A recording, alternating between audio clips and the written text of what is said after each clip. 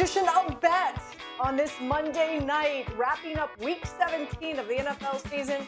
And sure enough, the NFL left the best for last. What a game we've got tonight. The Bills going up against Cincinnati. Of course, I'm wearing the shirt for a reason.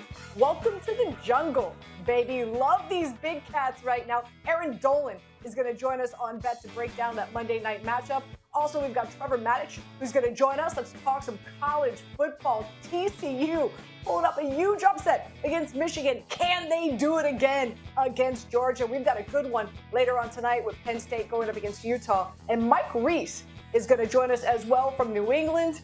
Exciting week 18 upon us. So many teams, so many games that need to win in order to get in, counting on other teams to lose to help give their opportunity to make into the postseason. It is going to be a wild week 18, and so excited to get Mike Reiss on the program as well. But let's bring in Erin Dolan like we do each and every Monday. Erin, Happy New Year. How you doing, my friend? Happy New Year, Anita. I'm good. Yesterday I was sick and then suddenly made a miraculous recovery today, so I'm very happy now to kick off the 2023 year. All right, well, I'm glad you're healthy. You look fantastic. Let's dive into it. As always, we like to kick off Mondays with reaction or no action. And as I said, a really exciting week 17, probably a more exciting week 18 ahead of us. And the Green Bay Packers been kicking butt and taking names as of late. Green Bay beats the Detroit Lions and takes the 7th seed in the NFC. Reaction or no action? I'm going to have to go reaction to this. I do think the Packers are going to be able to get it done. They finally have momentum on their side, and they know what is on the line in terms of winning. But I will say, in terms of this line at 4.5, that's one thing I do want to talk about, just because from a betting perspective, it is tough to bet the last couple of weeks of the football season because some teams throw the towels in, and then other teams have things on the line, such as the Packers. Now, the one thing I'll mention with the Detroit Lions, they're putting up 27 points per game, which is the 5th best mark in the league. But the Packers defense, I will say, is better than what we saw last week with what the Detroit Lions had to face. But also, don't overreact to the Packers putting up 41 points on the Minnesota Vikings. Keep that in mind that the Vikings are just terrible on defense, so the Packers should put up that amount of points on that type of defense. So I like what I saw from them. We know how Aaron Rodgers is in December, in January, so I do think they'll end up winning this game at home. I'm just saying I don't know how I would play this spread, just because, as we know, the Detroit Lions actually beat the Packers 15-9 earlier this season. So we'll be breaking it down throughout the week, but I do think the Packers will end up winning this game. Yeah, I've got a big reaction here. I was on the Packers yesterday, and for good reason. Again, this is a Green Bay Packers team offensively. The offensive line is starting to get healthier. Aaron Rodgers developing great chemistry behind a very young but athletic and talented wide receiving core. Christian Watson ran the right routes yesterday, so he was on the opposite end of some of Aaron Rodgers' passes. Aaron Rodgers as well at home against a division as a favorite, 64% against the spread. So again, I know we're not breaking down the spread here, but I do believe the Green Bay Packers win outright.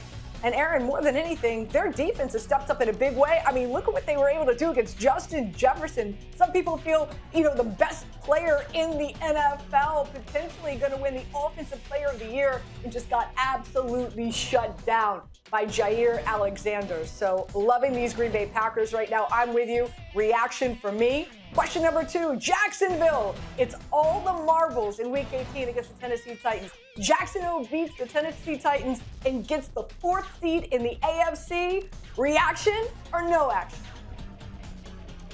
Reaction on this one. They should be able to beat this Titans team. And look, we know what happened the last couple of weeks. We saw Malik Willis under center. That was tragic for the team. Then we saw Joshua Dobbs this week. I just think the Jags as a whole are better than the Titans overall, and especially with this quarterback issue going on with the Titans, I do believe it's going to be hard for them to put up points against this Jags defense that honestly has looked good as of lately. The Jags the second half of the season have been really great, especially Trevor Lawrence. I do want to highlight him.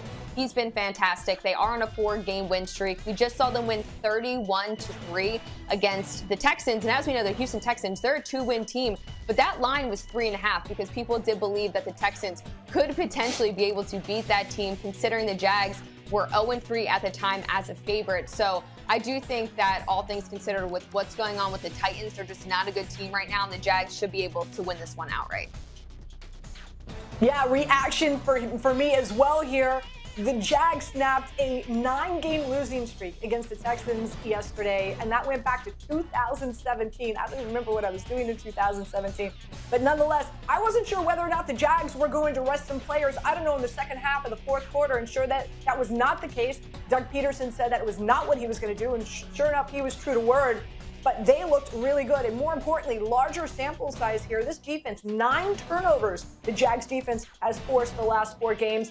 Teams are only averaging 20 points or less against them the last few weeks.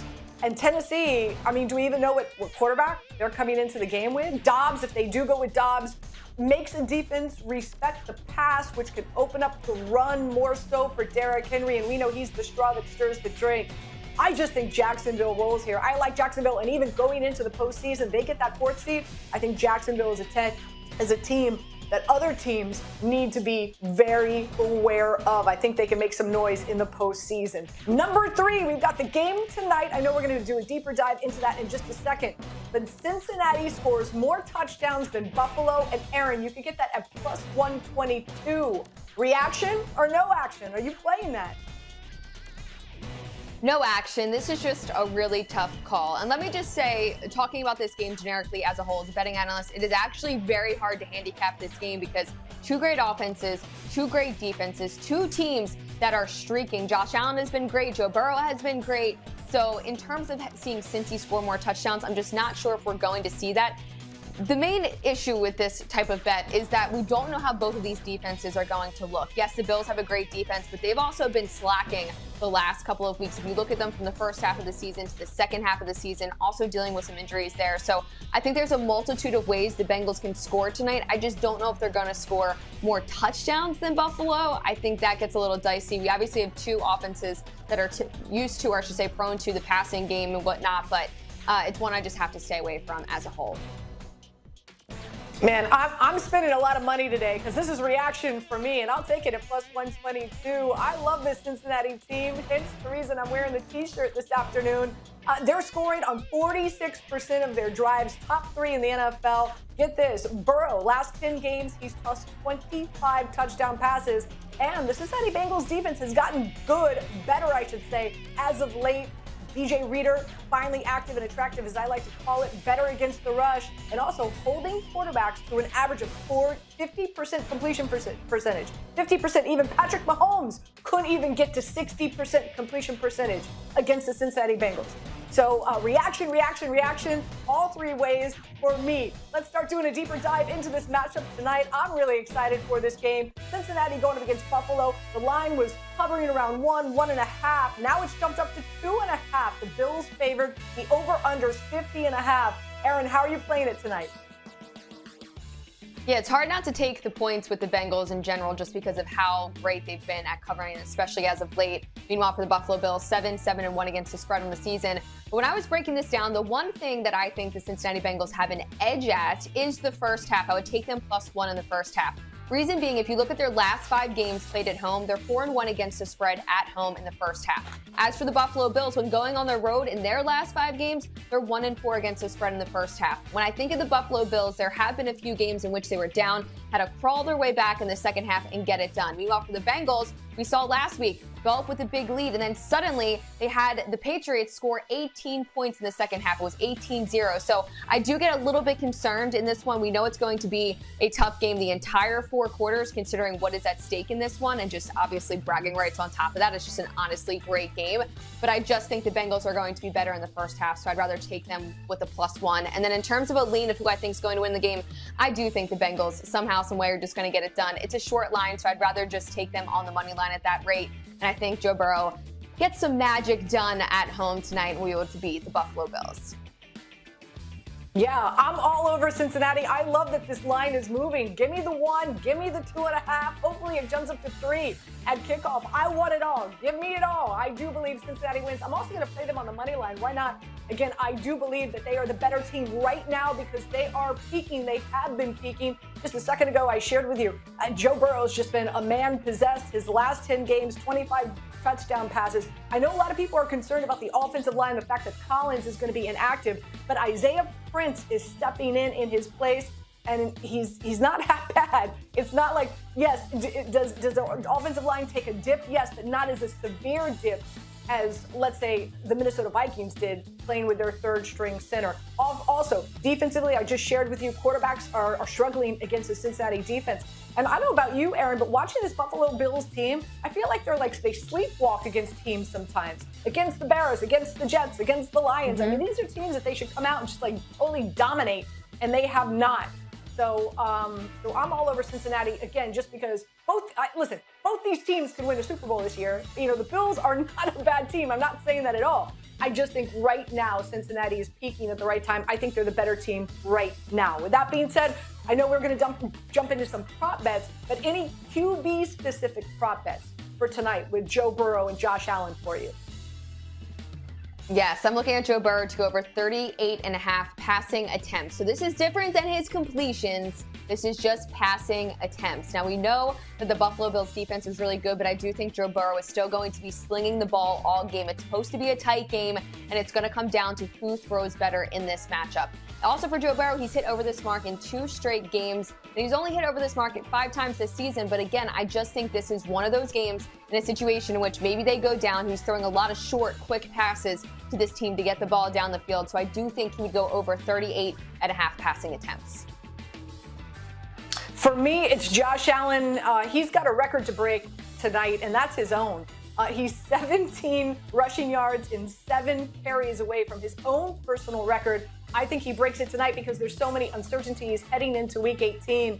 So I like over rushing yards for Josh Allen tonight, and also I like over carries. However, that has not hit the board yet, so keep an eye on it. If it's somewhere around 10, 10.5, 11, 11.5, I'm going to play the over there. I think Josh runs the ball a lot tonight.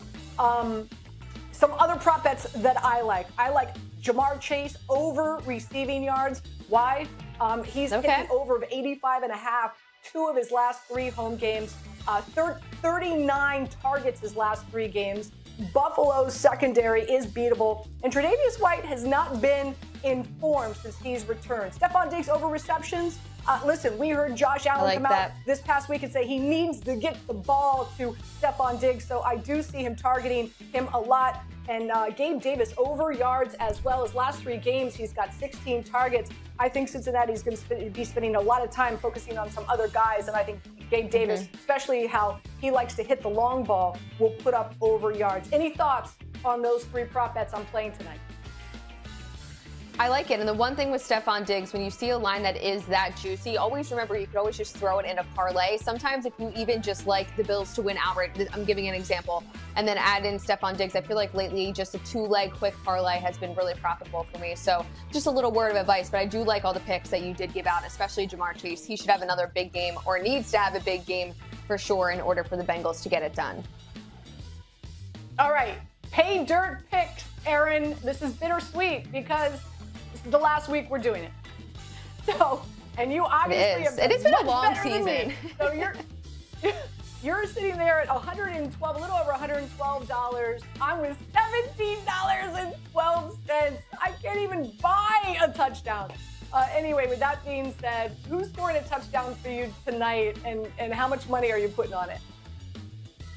All right, so you mentioned Stephon Diggs for over his receptions. I do think he's going to have a big game, so I have to take him to score a touchdown at some point in this game. He's had 10 touchdowns in the 15 games played this season. I'm going to put $15 on him to score a touchdown. I just think Josh Allen, he's going to be throwing the ball all night. And then also, as we talked about, Joe Burrow is going to be throwing the ball all night, so I do like T. Higgins. The reason I just think it's good value because he can hit a plethora of his wide receivers. And again, this is a high total, so I feel like this is a really good week for Paydirt Picks. Try to go out on a good note. So $20 on T. Higgins, $15 on Stephon Diggs. If not, I'm going to be out $35, which isn't the end of the world. We'd still be up, but I think we'd be up.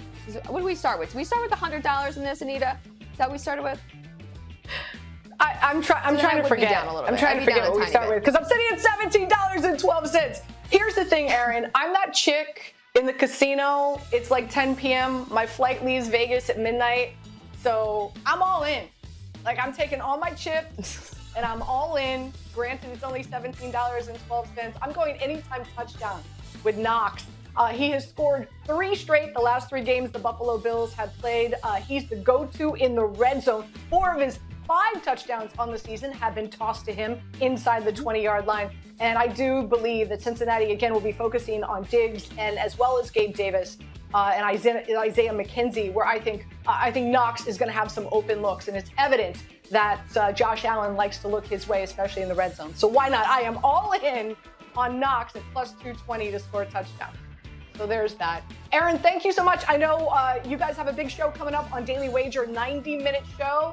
So enjoy, kick butt, and hopefully all our picks will win Happy New Year. Some money tonight. Happy New Year to you too. Yes. All right, we go from Erin Dolan to Trevor Matich.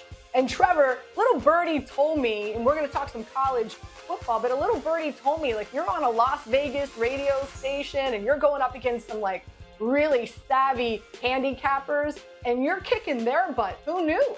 Yeah, Who knew? What's your record? What's your record this season? I don't know what the record is. I know I'm now, as of coming into this week, tied for first place against the people that do this for a living. And, of course, they do it in the way that you do it, Anita. I do it by looking at the matchups and seeing the way things should play out if everybody plays up to their potential, which, of course, can often be a pipe dream. So, but it's been going very well, and it's been a whole lot of fun to do these picks.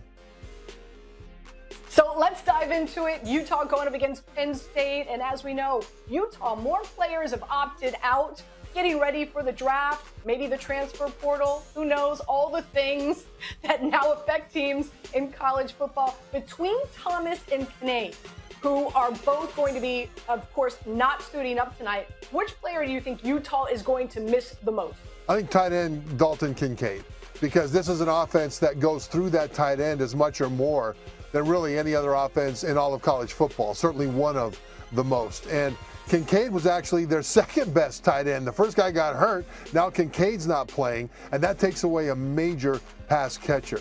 Losing the starting running back, Thomas, that hurts. But the guy coming in, a converted quarterback, Jaquindon Jackson, but he's got 65 carries on the season, and he's averaging about 7 yards per carry. And so it's not like they don't have anybody that can run the ball. So I think that with that offensive line of Utah, the running game will be fine. Jackson is about 6'2", 227. He's a big guy. They're going to pound him. I think losing Kincaid is going to hurt the Utes more. All right, so now we know Penn State now, they're not going to have Joey Porter Jr., but they are going to have their quarterback in Sean Clifford. So with that being said, which quarterback do you think will have a bigger effect on the game tonight? You know, I think it's going to be Cam Rising of Utah. And the reason is he's a bit more accurate. He's a bit more consistent. Clifford's up and down. He can be really hot or he can be a little chilly at times, but Rising doesn't really do that. And so I trust Rising more, especially because I trust the offensive line of Utah more than I trust the offensive line of Penn State. So I think that Rising will be able to choose what he wants to do more often than Clifford, who more often than Rising will have to go and make plays when he's under duress. And I think that's because of the difference in the offensive line. Utah just doesn't allow plays behind the line. Penn State allows a lot of plays behind the line. I like Cam Rising in this matchup. Yeah, and I like that name as well. That's a cool name, Cam Rising. Anyway, especially for a quarterback. Penn State, they have not one but 2 running backs that have rushed for over 800 yards this season. Meanwhile, Utah got a pretty solid rush defense. Which wins tonight? You know, I like the Utah rush defense here. You're right about those 2 freshman running backs, both over 1,000 yards for Penn State. They get it, though, a lot with big plays, and then they get stuffed a lot because the offensive line allows too many plays at or behind the line of scrimmage. And it's harder to get big plays rushing against the Utah defense than against most because the Utes are so incredibly disciplined. In order to open a hole in that Utah front 7, you actually have to block them and push them out of the way. You can't count on somebody being out of his gap, missing an assignment, things like that. And so because of that, and because of the fact that Utah's defense is good at getting behind the line, this matchup of front 7 to Penn State's O-line favors Utah. And so when you talk about that running game, I like the Utes. So this is pretty perplexing. Maybe you can explain this to us. But Penn State started out as a dog, getting 2.5. I jumped on the line then. Right now, they're favored by 1.5. The over/under is 54. How are you playing this? I would play the under on this, actually. Both teams are missing their best pass catcher. I think that both teams will understand that this is a game where you don't want to make big mistakes. And I think it's the opposite of what happened last year when Utah and Ohio State in the Rose Bowl went to all those points. It was just a massive offensive showcase. But Utah was playing a running back at corner because they had so many injuries in their secondary.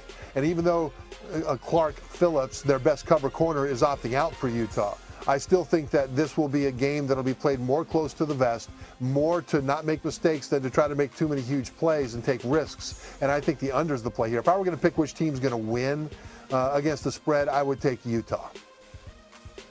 Interesting. I'm on the opposite side. But however, like I said, I jumped on Penn State early. So I have Penn State plus 2.5.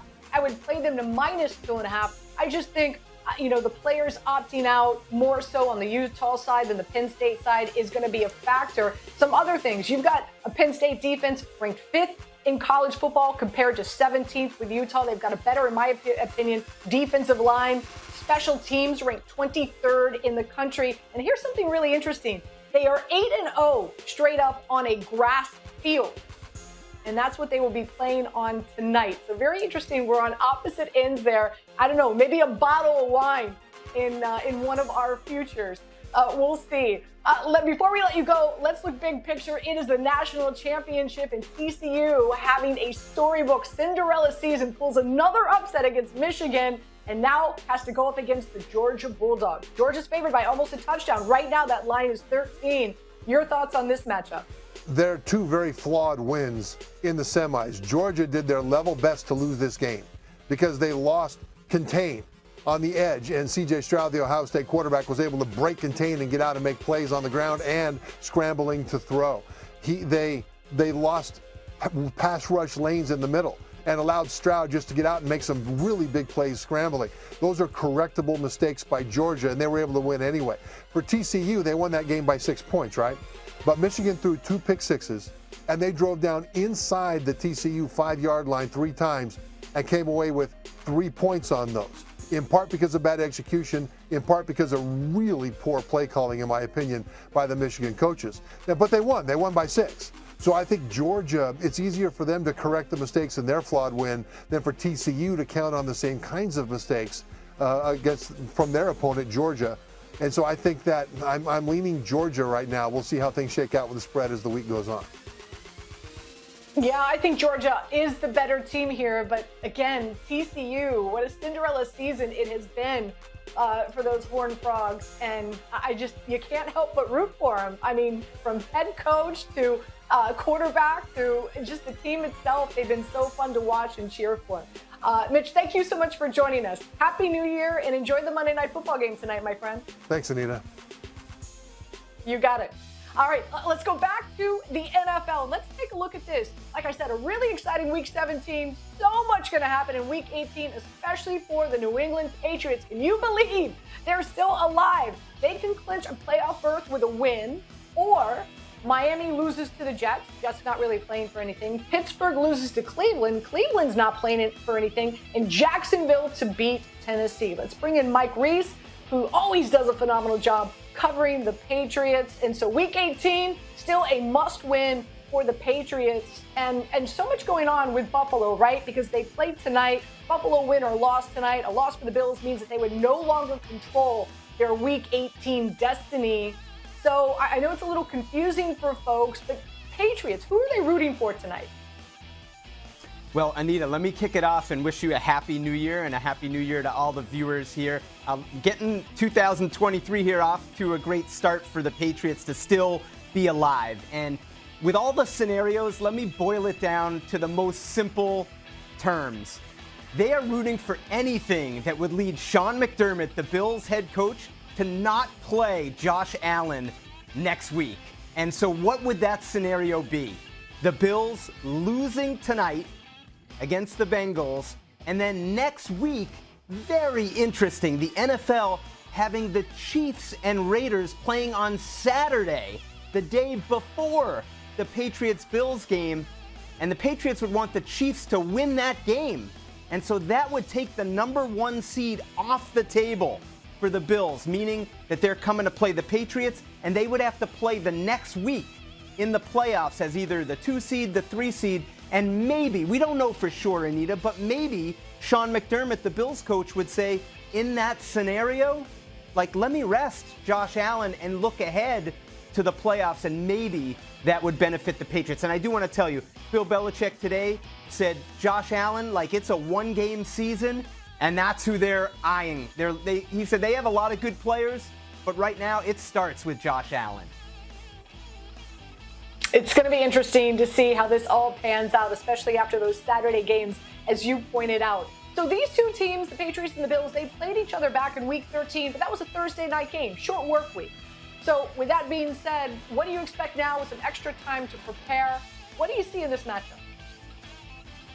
Well, I think that's huge, Anita, for the Patriots. Like, they need everything to go their way, right? They're heavy underdogs in this game. So one thing that's already gone their way is the schedule, right? Like, Buffalo's going to be coming off a Monday night game against the Bengals. Hugely anticipated game, going to be a physical game tonight. So the Patriots already have that edge in terms of the schedule. And then when you think of scenarios, how could the Patriots pull off the upset? They need to be the more physical team. So having more rest, more time, puts them in position to potentially do that. Again, they're a heavy underdog. I'm not selling the upset, but this is at least one thing working in their favor. And I do want to tell you, Bill Belichick did something interesting over the last 24 hours. At the end of yesterday's game, he told the players in the locker room, on video posted to the team's website, you have Monday as a day off. You have Tuesday as a day off. I'll see you Wednesday at 8 in the morning. And that's very unusual for this time of year to give the players 2 days off. And when I hear that, Anita, what it tells me is Bill Belichick is telling them, go fill up your tank. It's on empty right now. It needs to be on full when you come back in the building. And maybe that ties into the whole rest factor that we're talking about here. Yeah, rust factor. You need a full gas tank, especially at this time of the year, Mike. As we know, injuries are such a crucial element, especially when we handicap a game because of the depth and who's next man up.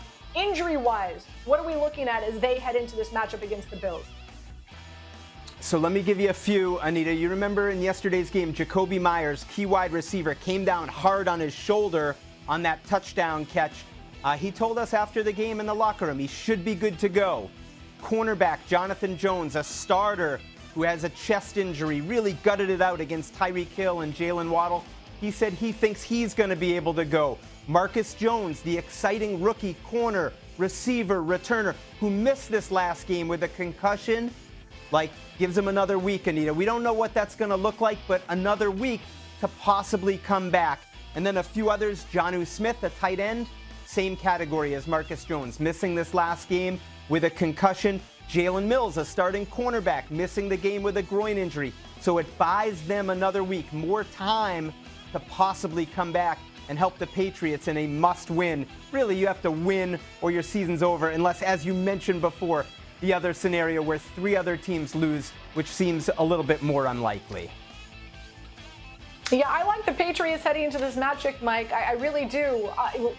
I've been a big fan of their defense this season, but just recently, I like what I'm seeing from Mac Jones in this offense finally coming around. So I'm leaning towards the Patriots right now. Happy New Year to you and yours, Mike. Always great to have you on any program I host.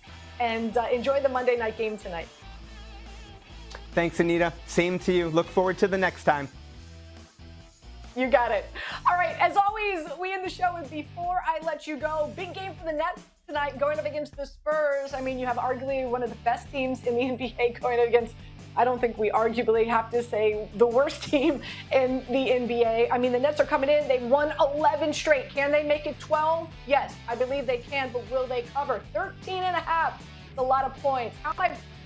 I'm playing this at the half. Nets -7 at the half. I think they'll come out strong, put up some good points, go in at the half, up at least by 7. Also, I like Nick Claxton over rebounds at 8.5. He averages 8 a game. And the Spurs, 27th defense in the NBA against rebounding. But again, this is a Nets team, 5th in offense, 9th in defense. Spurs bottom 25 in both categories, but they erased a 17-point deficit against Dallas in the final 15 minutes. I'm scared about that backdoor cover. So again, the Nets at the half. Happy New Year, everybody. Enjoy the Monday night game. We'll see you on Thursday, next Thursday, here on Bet.